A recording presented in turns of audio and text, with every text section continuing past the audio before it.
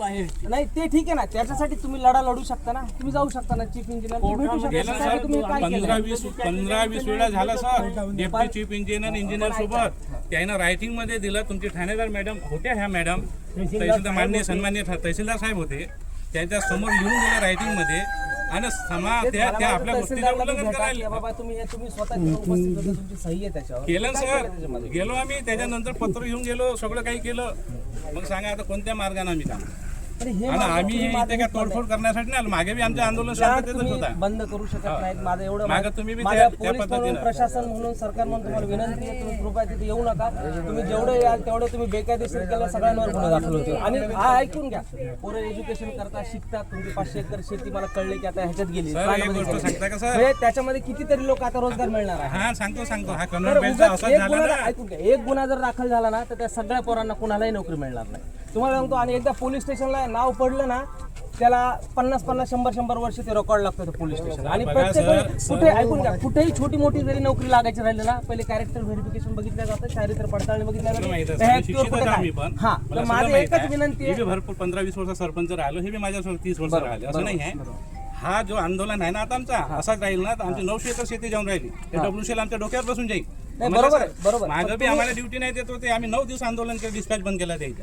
त्यावेळी झालं, करोडो रुपयाचं नुकसान झालं. नाही त्यावेळी जे असेल ते झालं. काल जे आंदोलन झालं आणि पोलिसांचा काही लाठीमार पण झाला वाटते गावकऱ्यांवर, आणि तुम्हाला सुद्धा आणि तुमच्या उपसरपंच आणि काही नागरिकांना पण अटक केली आहे. तर या प्रकरणाबाबत तुमची पुढची भूमिका काय आहे? कालचं जे प्रकरण होतं, आम्ही आंदोलनाचं पत्र दिलं होतं. आमचं 24 सप्टेंबर ते 27 सप्टेंबरपर्यंत मागं 3 महिन्या अगोदर आंदोलन झालं होतं. त्यामध्ये जो मुख्य अभियंता आहे खापरखेडा, तिथे एक शिष्टमंडळ आंदोलनाचं गेलं होतं. त्यामध्ये तहसीलदार साहेब, माननीय ठाणेदार मॅडमसुद्धा त्या मिटिंगला होत्या. त्याच्यामध्ये त्यांनी रायटिंगला दिलं होतं की आम्ही तुमच्या 16 पोरांना रोजगार देऊ. 8 लोकांना आता सध्या आणि नंतर 8 लोकांना. तर ही भूमिका त्यांनी घेतली होती लेखी स्वरूपात. 3 महिने उलटून गेले, त्या मधामध्ये आम्ही पत्र व्यवहारसुद्धा त्यांना केले. तर त्यात त्यांची भूमिका बरोबर दिसली नाही. बाहेरच्या लोकांना रोजगारसुद्धा दिला. आम्ही तिथं जाऊन शिफ्ट वाईज त्यांचे नाव वगैरे लिहून त्या अधिकाऱ्यात साईन करून घेऊन घेतले. 20-22 लोकांना, बाहेरच्या लोकांना त्यांना रोजगार दिला. कारण की ते महाजनकोचं प्रोजेक्ट आहे आणि ते एक प्रकारचे शासकीय प्रोजेक्ट असल्याने माझा संशय आहे का त्याच्यात खूप मोठा घोड यांनी केलेला आहे. तो म्हणजे कसा, आपल्या देशामध्ये बेरोजगारीचं प्रमाण खूप वाढलेलं आहे. लोक मनमाने पैसे फेकायला तयार आहे रोजगाराच्या विषयी. तर मला संशय असा वाटते का तो घोड त्याच्यात त्यांनी करून आम्हाला डावलण्याचा प्रयत्न हा त्याच्या माध्यमातून झाला.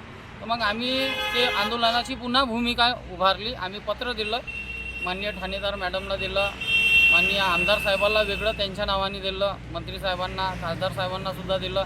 आणि ते कालचं आंदोलन आमचं 24 डिसेंबरचं होतं.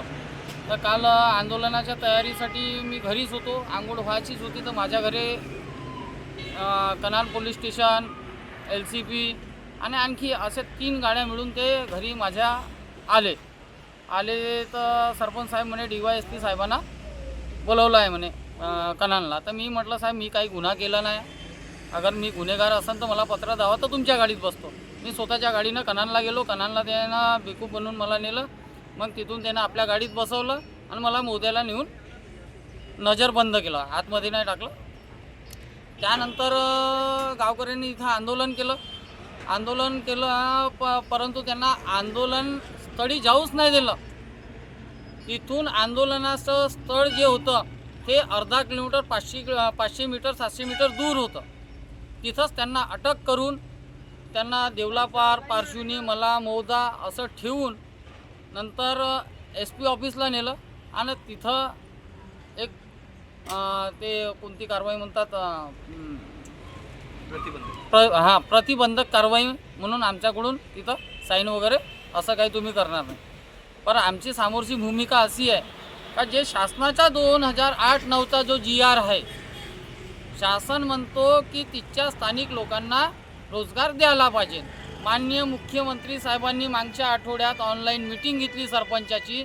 त्याच्यामध्ये सुद्धा माननीय मुख्यमंत्री साहेबांना त्याचा उल्लेख केला का एक सरपंच रोजगारविषयी आपल्या गावासाठी भांडतो हे चांगली गोष्ट आहे. त्याच्या अधिकाराचं ते काम आहे आणि त्यांनी त्या लोकांना रोजगार मिळून द्यायला पाहिजे.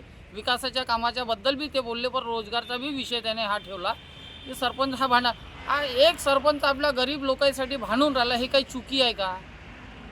तुम्ही राजकीय दबावाखाली शासन यंत्रणा कामाला लागली, ते पोलीस यंत्रणा त्याच्या कामाला लागली. आम्हाला ठियावर जाऊच नाही दिलं त्या कन्व्हर बेल्टच्या.